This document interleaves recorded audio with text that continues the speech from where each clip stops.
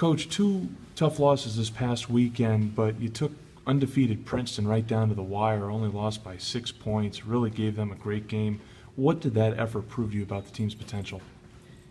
I think that the biggest thing that happened for this team this past weekend, is that we just sort of grew up a little bit.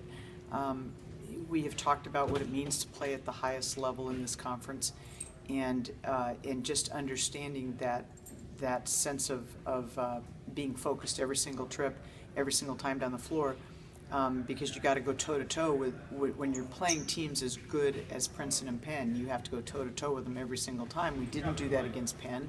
We had some real huge lapses against Penn, and they took that very much to heart, and they just made sure that every single trip going up and down that court against Princeton, they stayed dialed in the entire time, and that was the difference, really.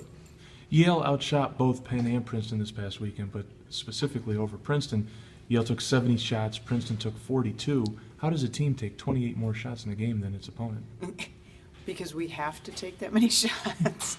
I think that we create possessions through our defense and through our offensive rebounding. We need those possessions. Scoring is a bit of a struggle for us. We just really have to work at scoring. So we have to get as many possessions as possible. That's a focal point of what we do, and that's what we did. You got Cornell and Columbia again this weekend, earned 2 wins against them earlier this season. What kind of an effort is it going to take to replicate those results? I think it's going to take a huge effort.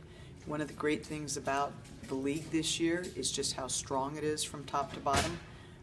Somebody can go into any place at any time, and you're going to get a game. You're going to get a tough game. Far and away from top to bottom, the best I've ever seen in the league. And so we expect this to be as hard as anything we've had to do all year, really.